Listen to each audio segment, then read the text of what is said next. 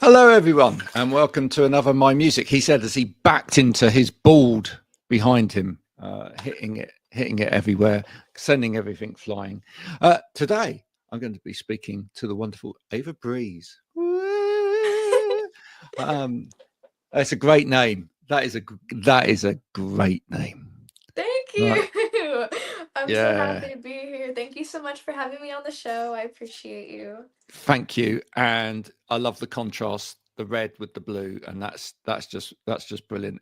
Thank You you. look like you live an organized life because your hair's done nicely. You've got definite contrast. I just look like I've got a mess going on, but maybe that's great. It's the difference between different people, or maybe we'll find out in a minute after we come back from this little video that actually your life is chaotic. I don't know. We'll find out. Keep on, don't stop.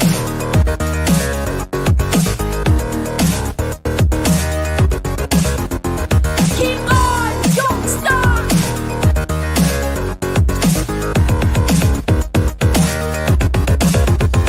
Keep on, don't stop.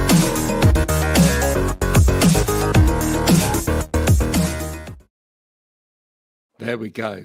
The wonderful analog trash there. Thanks for that, people. Now, so go on. Let's start with that. Let's start with that. Okay. Are you kind of look like you're in control on the outside kind of person, but inside it's like, or are you kind of, what you get is what you see? What kind of person are you, Ava Breeze?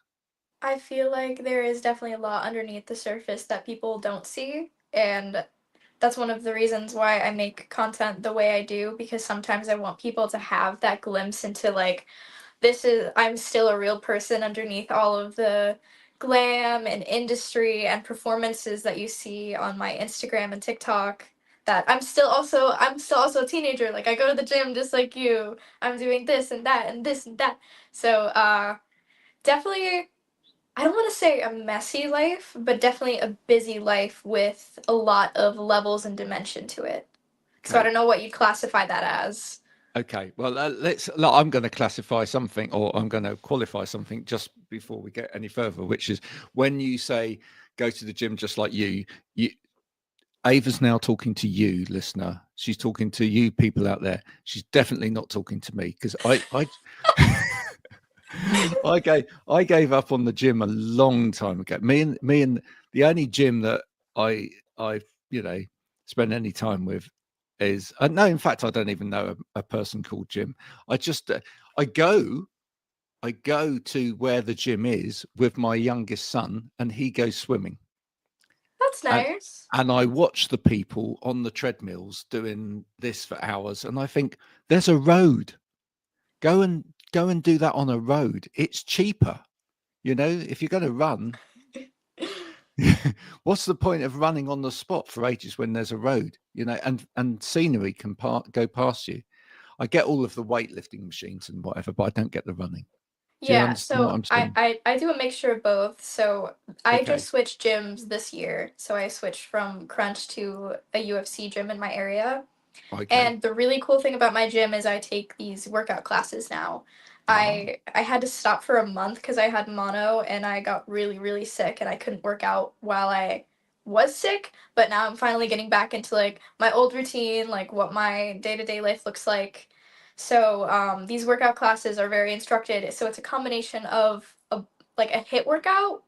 So it's a lot of cardio mixed in with weights and full body workouts, and then I also like box. So Wow. definitely making use out of all of the equipment, because otherwise if I'm just going to go on a walk, I'm going to go on a walk with my sister and my uncle. My sister's special needs, so like I wheel her around, and Right. yeah, I go around like my little park. And now that it's finally warming up here just a little bit, we can start doing that more often, which is really nice. I'm looking forward to it. Yeah. I don't want to push you too much on politics because it's an evil thing, and some of it's really quite boring. But when you say your sister's got special needs, and then you've just got a president over there that's like decided that DEI doesn't really exist, and is it kind of frightening times in America at the moment? Do you think, especially for anybody with a disability or whatever? I would really like to just stay out of politics just because I follow like the Dolly Parton rule as a entertainer, but I will push to make sure my sister has the best care no matter what. Like I watch her like often, like I always play with her, like sometimes I do her hair to get her ready for school. So I'm definitely an active part of her life, and like we love to play with like her little toys. She doesn't have good hand mobility, so when she like taps toys, she like so like I helped her do it like on her birthday, which was this week actually. We ended up playing with slime, which was like a texture thing, which was really nice for her. Oh, love Yeah. that. So no matter what, I will make sure my sister and anyone disabled around me has the best care. Like if there's a special needs kid on the playground, I'm gonna be like, "Hey, what's up? Like, do you want to play?" Do you know what? You've just proved that although you're very professional because you handled my question really well and you steered away from politics, which is great. And I think that's probably a really sensible thing for you to do. You actually, what came out of your mouth proved that you could actually be a politician one day. We actually need politicians like you, right? We need people that actually care in the world, and that's a really good trait to have. Do you feel like older than your years, or do you feel the age that you are? Growing up, I was always told that I was an old soul. Like, ah, she's got such an old soul. Like all of the adults around me would always be like, "You're wise beyond your years," etc., etc. I think that's true to a point, but I also think that it just has to do with how I was raised. Hmm. Like a lot of times I would hear my mom say, "Yeah, everyone thought I was really hard on you, but look how you turned out. I think you turned out pretty well." Like I don't drink, I don't vape, I don't touch any drugs. So I feel like in that sense I do have a maturity level because it just doesn't interest me. Like I don't see the point in any of that. Don't see the benefit. Yeah. No, no, absolutely. Do you feel like that level of maturity, in a way, has helped you in your art, in your acting, and your music? Absolutely. It has. So music by itself has allowed me to get to a creative place and in tune with the emotions deep inside that otherwise I wouldn't have access to. Because like just writing poetry, which I've also done a little bit of, never published, but or just writing stories, it doesn't capture the same melodic flow that lyricism does with like a beat to it or a structured melody. It's not the same thing. It allows you to transform just the lyrics into true emotion. So that's one of the things I particularly love about music is it's such a raw form of creative expression that I get to then share with people that feel the same way as me, or they take this song that I thought meant one thing and then they completely twist the meaning to relate to them. And that's what makes music so universal, and that's what really made me fall in love with writing music in the first place. I love that. Now, listen, where do you go to write? Because I had a musician on here the other day, and they were telling me a little story that they take their phone to the gym and they do the little voice note thing in the gym, but people sometimes look a bit weird at them because they're busy like singing little melody lines into their phone whilst they're at the gym, and they get a bit strange looks. So where do you write? Is the gym a place where you would write melodies and stuff, or is it on the walks, or do you have a set place where you tend to go to deliberately write? So my creative expression can kind of bloom at any point in time at anywhere.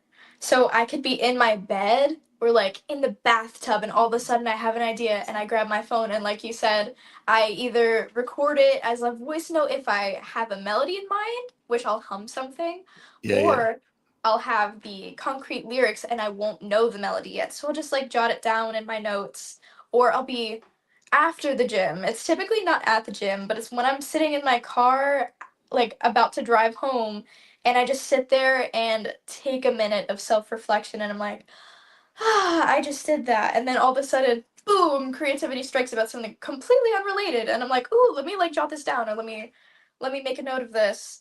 Or I could be right after performing at New York Fashion Week. So it's whenever you're in the height of an emotion or when you're feeling nothing.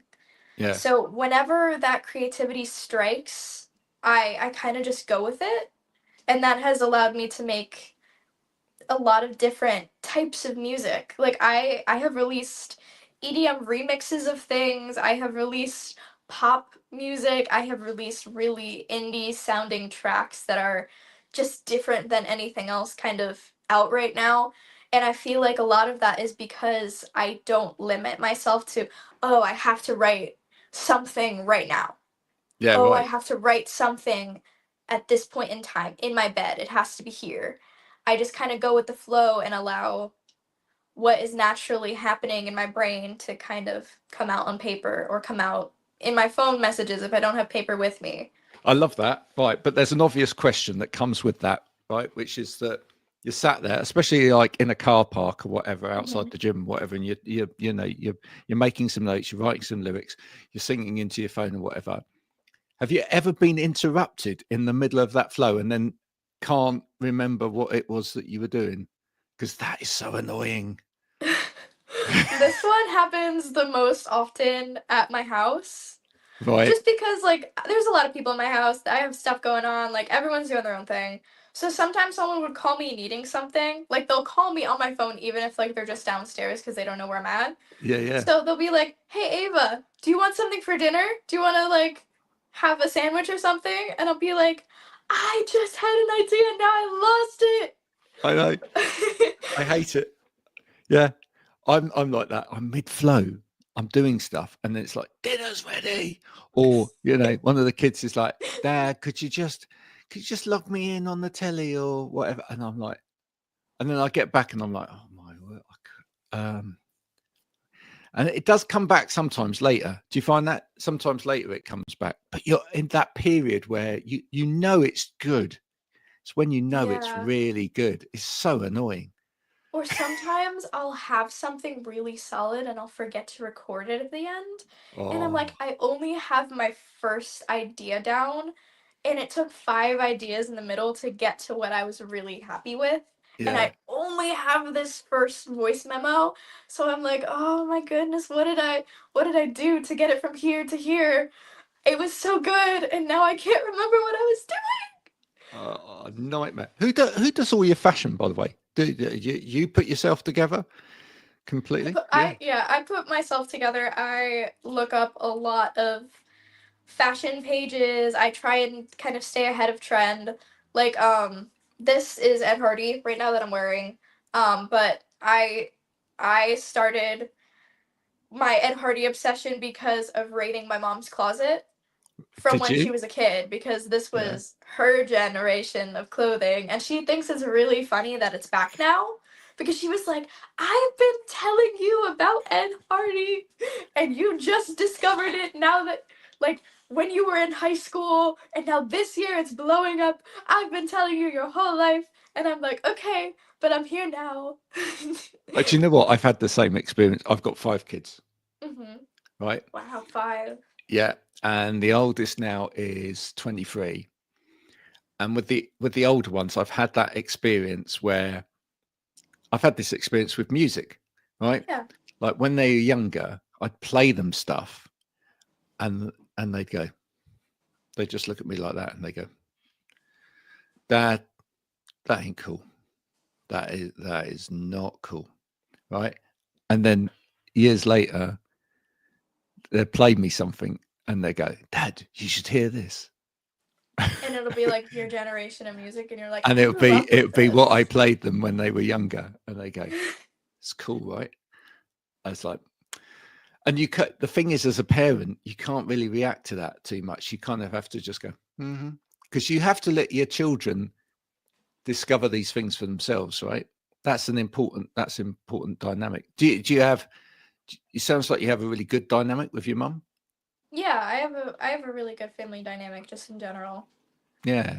That's good, and that's important, right? Well, did anyone in your family introduce you to music? Are any of your family into music themselves? My family has always had a deep connection to music. My mom actually used to study music. She was a trained opera singer. So, yeah. Opera. Wow. Yeah. So she was trained, but because of sickness, she like herniated a few of her vocal cords, so she Oh, couldn't continue singing professionally because of it, because part of her register was just completely demolished, which was awful. Um, but growing up, my mom would always sing to me, so that was really nice. I grew up with music all around me. Like whenever we were in the car, we were always playing songs, even before like it was really popular to really jam out in your yeah. car. I've got to ask, what's your family jam in a car? What if we got all of your family in a car and you were Okay. traveling somewhere? So this question has a few different answers. Okay, So if it's my entire family together, what we can agree on is Dave Matthews Band. right, Dave Matthews is awesome. We can all like get along with that. yeah, If it's just me and my dad in the car, odds are we're going to be playing some genre of rock. Now, if it's me and my mom in the car and we're in our Mustang with really good audio, we're going to be playing EDM. right, Yeah. So it really depends on the dynamic yeah. of what's happening. Have you ever done like as a family? Have you ever done like anything like an epic song in there where you all take harmonies, like something out of Les Mis or Bohemian Rhapsody, or you know what I'm saying? So my dad can't sing to save his life, but he loves Oh, music.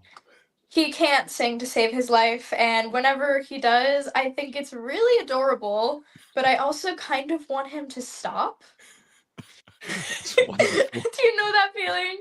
Yeah, Like when you want to support someone so bad, but it also really just hurts. yeah. Especially like someone like learning music theory and all of these rules, and then you just hear someone so terribly off pitch, which is really funny because he married my mother, who has like perfect pitch Yeah. and is an amazing singer.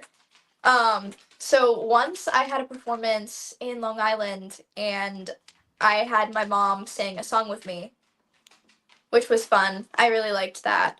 Um, she was disappointed again because of that like vocal quality. So I don't know if we do anything professional together, but I would love to.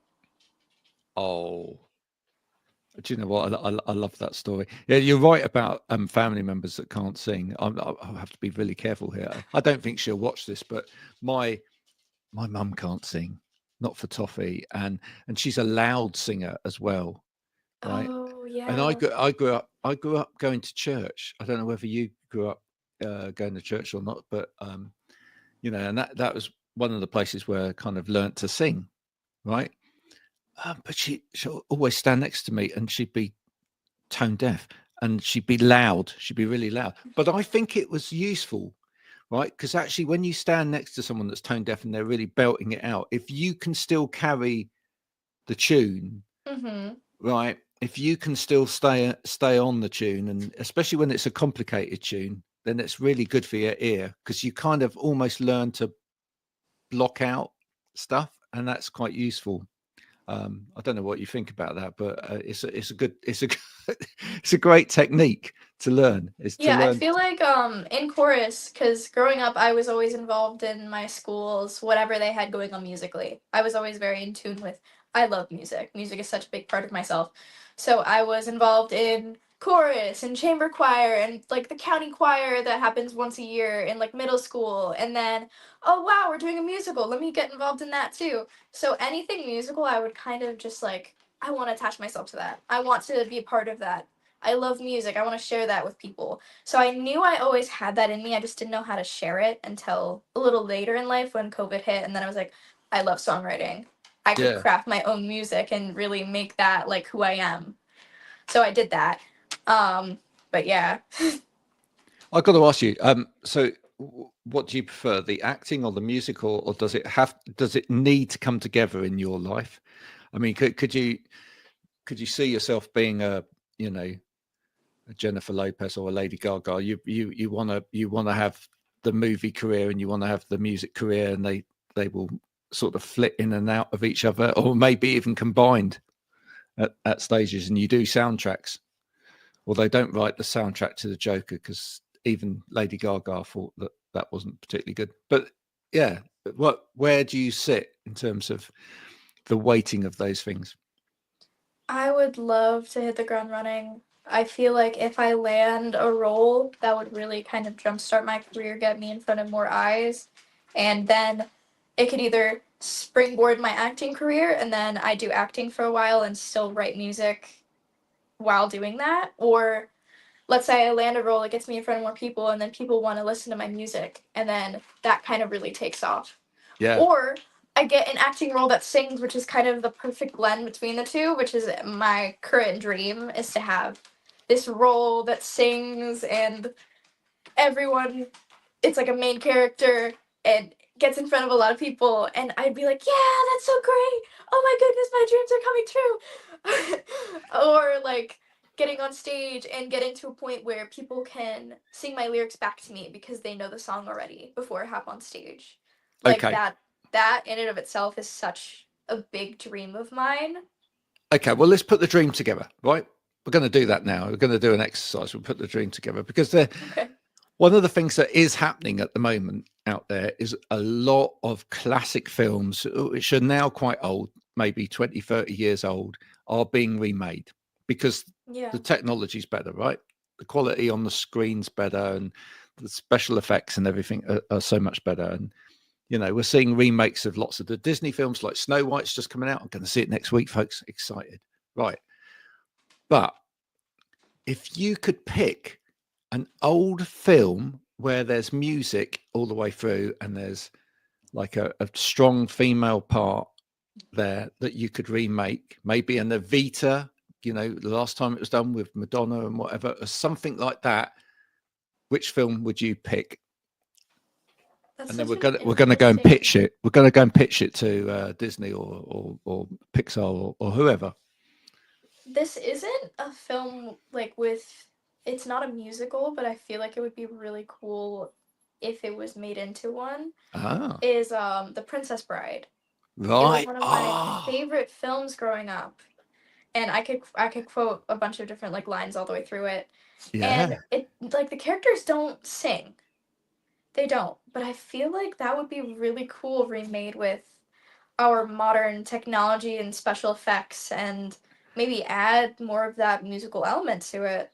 yeah. Although Maybe if it you maybe if had it's a just one song, like when Buttercup is singing to him, or like one moment. It doesn't have to be a musical, but just one impactful moment throughout the film that it's like you just get to sing and like that's your moment.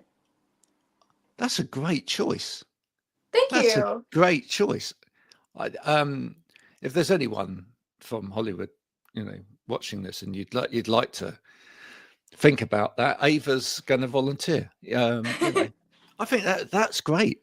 Maybe you should get together with some script writers and see if you could pitch that whole thing. I just think that'd be if you've got passion for that, you could probably like find some investment and put that forward and make that happen. I think that would be great. Thank you. Yeah, absolutely. What's the biggest challenge to you in doing all of this now at your age? What do you find hardest? Probably the marketing standpoint of it, because you can have an amazing song that you worked with incredible people on, like so and so did the guitar, so and so did the beats, and then you got the vocals and the harmonies, and then someone else mixed and mastered it. Like you got a big project with a bunch of Mm, people, and then the marketing stage comes around, and you're trying to market it, and then no one is listening, or like they like the video, and then you look at your Spotify analytics versus the likes on that video, and like they don't compare. So it's like, I just want like people to start to get to know the song and like fall in love with it, how all of us do. yeah. What do you think's the key to that? I feel like part of it these days is very definitely that you've got to, I mean, and you're doing really well with that, which is you need to grow your community. You need to grow the people around you online and whatever that like you and want to know more of you. But is it got to be more than the song in a way? It's got to be about the story and everything else Yeah, as it's got to well. be the experience you're giving the listener, Hmm. which I'm still trying to find the best ways to really bring that experience to them. So it's definitely still a learning process. Like I'm learning something new about music every day. I'm Yeah. in no way, shape, or form a master yet. But I also look at from where my music started to where I am now, I have grown. It's been like since 2020, so like 5 years now. Um, I've definitely looked at my career and I've been like, wow, I've grown a lot since I first hopped into this. So while you do realize that, you also know, oh, I got so much more to learn and so much more to do, and you got to figure out how to make something go viral so that people listen to your music, or how to like bring this experience to them and really connect people together while you're trying to be creative and just trying to do the art of it. So it's a hard balance for sure. Learning from people is really important along the Yeah. way. Absolutely. We had Fran, who's on The Voice NBC at the moment, and in Adam's team. She was on here a little while back, and I'm sure she picked Adam for a reason, and I'm sure she will be learning from Adam Levine as she goes. If I could say to you, right, let's give them a call and get them on, round to Ava's house to give you some hints and tips and some mentorship, who would you pick? Probably just because of how her career was amplified. I'd pick two people. I would pick probably Billie Eilish and Chappell Roan, because Chappell Roan had a very distinct turning point. Like she was turned down from her record label because she wasn't selling, and then all of a sudden she like had that one moment on social media, and then everything in her life changed. Hmm. So I would love to really talk to her about the art of just making music and really connect. And then same thing with Billie Eilish, like she got really famous really young and she had to learn how to deal with being in the eye early, and how her image is changing as she's growing up. And I feel like that is also currently happening to me. And I would love to, we also kind of have similar voices. Like I don't know if you ever listened to my song Little Devil in Red, Hmm. but everyone that listens to it, like I was just on another show a little bit ago and they were like, wow, this song sounds like it has such a heavy hint to like Billie Eilish. And I'm like, thank you. Like that's such a huge compliment because everyone knows Billie Eilish's name. And if they could compare me to someone when they listen to a song of mine, it's like, wow. So also because of those comments, like I'd love to just talk to her one on one and really connect on music. I feel like that would be such a powerful conversation. Yeah, and she's I feel she's very underrated as a singer as well. I mean, which sounds like a weird thing to say because she's incredibly famous and she's known for what she does, but I think time will tell that she's actually rated higher as a singer than she's perhaps even rated now as a singer. Does that make sense to you? Yeah, I feel like her music will have this sense of timelessness to it Mm, just because of how unique it is. Like there are certain artists that like every song of theirs has a very similar vibe, and you can't really differentiate one song from the other because they sound like every other song on the radio. And then yeah. you have like artists like Billie Eilish's out like one of Billie Eilish's albums, and then like Chappell Roan, like that's really trying to create this experience and this persona, and that's so different from a lot of other artists out there. Like there's just so much to learn in regards to all of that. Oh, definitely. And I think it's about channeling something in you, isn't it? It's about Yeah. it's always going to be about something that's already there, but it's allowing that, probably in a way, that vulnerability to come out, isn't it? You know, I think if you look at both of those artists, probably the turning point for them in terms of real stardom or really pushing their career forward was when they became more vulnerable. Absolutely. They Yeah. allowed themselves to do something different than what was expected of them. Like Billie Eilish, her whole thing was she dressed in really baggy clothes, and like that's what made her stand out against all of these other female artists out there with great voices. Is, oh, that's different. She's got green hair. Huh. Yeah. And it was very tomboyish to begin with. Yeah. And And like, yeah. oh wow, she has like a spider coming out of her mouth. That's interesting. Let me watch that whole music video. Oh, there's blood dripping from her eyes. That's whoa. She's really doing something. And then Chapel comes out and she's the Statue of Liberty, or she's a knight in shining armor. Like she's performative, and that's Yeah. really cool. Like watching her perform and how she moves on stage. I think that's one of the reasons why people like Elton John, you Yeah. know, have taken to her as a star, really, because he had a similar career. You know, he was. Did you ever see the Elton John biopic? I did not, No. but I do acknowledge that Elton John's career was crazy cool. Yeah, exactly. Yeah, but he started. He was quite shy. He was quite, you know, uh, at the back sort of person. But once he discovered that, or once he was happy to show this more extrovert side of his personality, he just went for it, you know, Yeah. and then went for it big time. And you know, the foot on the piano and all of that side of things, and the big glitter and the massive outfits and whatever, it shone.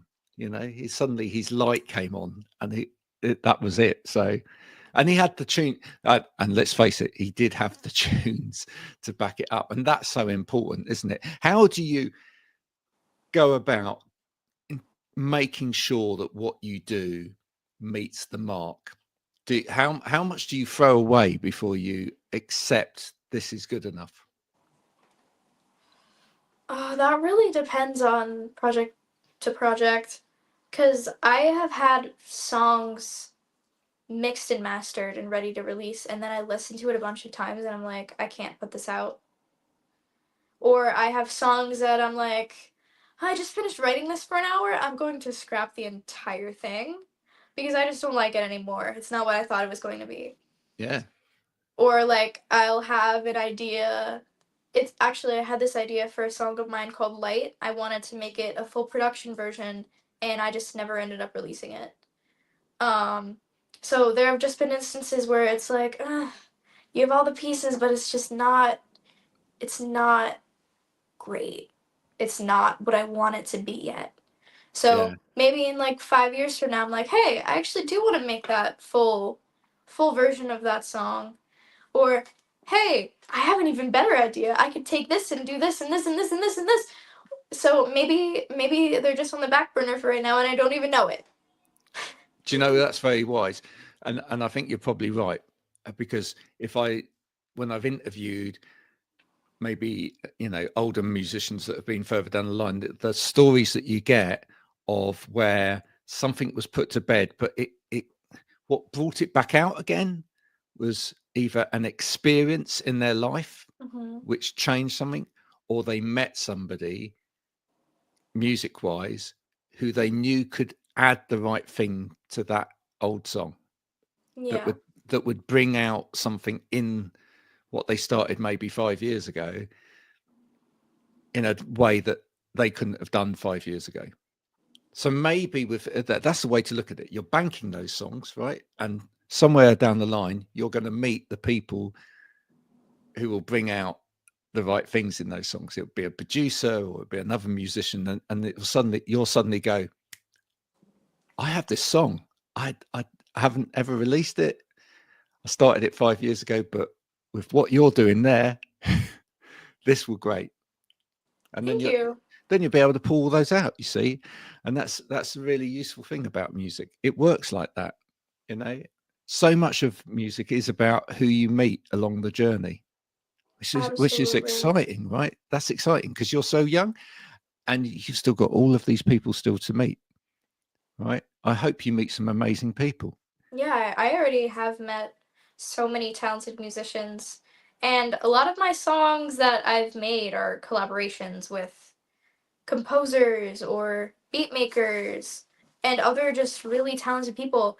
I had this one song that I sent a voice memo over. It wasn't like to a metronome or anything. It was literally just first draft. Hey, I'm gonna send this over. Let me see what he thinks.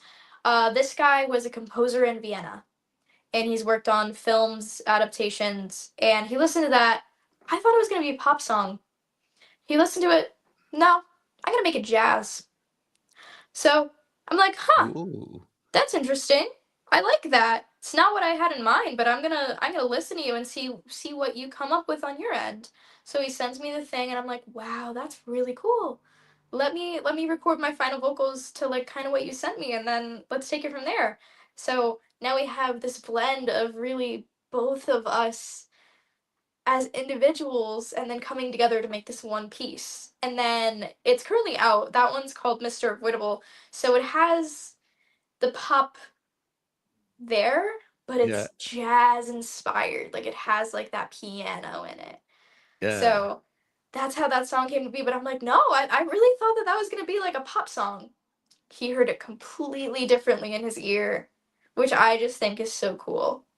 Do you know what? Those are important people. When you get those people in your life, people that kind of pull against you a little bit, and but go with you and help you build at the same time. You keep hold of them because they're great. They're Yeah, really his name is important. Raphael Fem, amazing composer. There you go, Raphael. Good one. Listen, you've been an absolute pleasure to talk to today. Thank you. You see how quickly time goes? Time just like it's like a breeze. It just comes in and it goes out. Yeah, it's like a Uh, breeze. it's like a breeze. Yeah, it just comes in, it goes out, right? Just like that. But thank you so much for joining us. Last question: how can people out there help you as of today? Well, if you are currently still listening, thank you so much for watching. You're amazing. I hope you have an amazing day or night whenever you're seeing this. I don't know. But you can support me by following me on Instagram, TikTok, and just listening to my music. So you see my name at the bottom there. It's Ava Breeze, Breeze, like the wind, like he was saying, kind of just breezes away.